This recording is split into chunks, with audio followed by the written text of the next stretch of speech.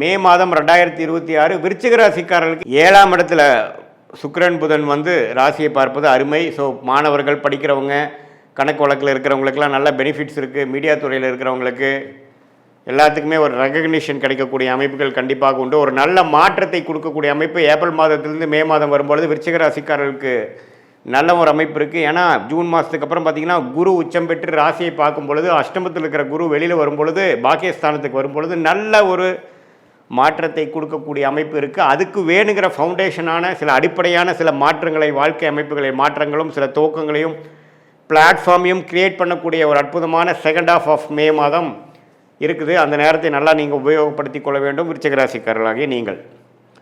So மற்றபடி பாருங்கள், சூரியன் 6ஆம் இடத்துல இருந்து உச்சம் பெற்று ஒன்றும் பெரிய பிரயோஜனம் இல்லாமல் இருக்கிறது. இப்போ 7ஆம் இடத்துக்கு வருவது நல்லது. ஸோ இது எல்லாமே நல்ல ஒரு அமைப்பு. குருவும் பாருங்கள் ஜூன் மாதம் மாறுறாரு. அதுக்கு வேணுங்கிறதுக்கு முன்னாடியே ஒரு 2 வாரத்துக்கு முன்னாடியே அதோட எஃபெக்ட் உங்களுக்கு தெரிய ஆரம்பிச்சிடும்.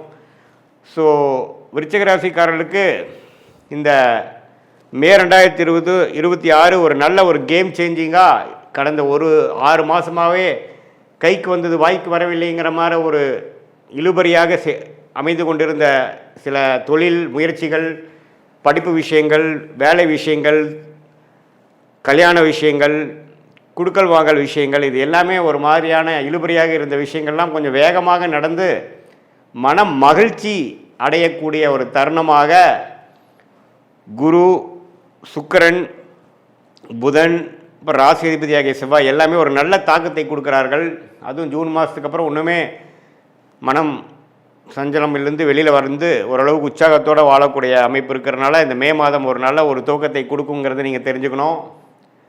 இது வந்து எல்லா வயதினர், மாணவர்களாக இருந்தாலும் சரி, இல்லத்தரசிகளாக இருந்தாலும் சரி, நடுத்தர வயதினராக இருந்தாலும் சரி, இளம் வயதினராக இருந்தாலும் சரி, சீனியர் சிட்டிசன்ஸாக இருந்தாலும் அவங்கவுங்களோட வாழ்க்கைக்கு தகுந்த அமைப்புகளில் வேலை, தொழில், ஹெல்த் முயற்சிகள், பண விஷயங்கள், வாழ்வாதாரங்கள், அதில் எல்லாத்துலேயுமே ஒரு நல்ல மாற்றத்தை கொடுக்கக்கூடிய அமைப்பாக 2026 மே மாதம் விருச்சிக ராசிக்காரர்களுக்கு இவ்வளோ நாள் கஷ்டப்பட்டதில் சில விஷயங்கள் நடந்ததுரா சாமிங்கிற மாதிரி ஒரு பெருமூச்சு அடையக்கூடிய அமைப்புகள் இருக்குது. சில புதிய தொடர்புகள் வரும், சில கான்டாக்ட்ஸ் மூலமாக சில பெனிஃபிட்ஸ் வரக்கூடிய அமைப்புகள்லாம் இருக்குது.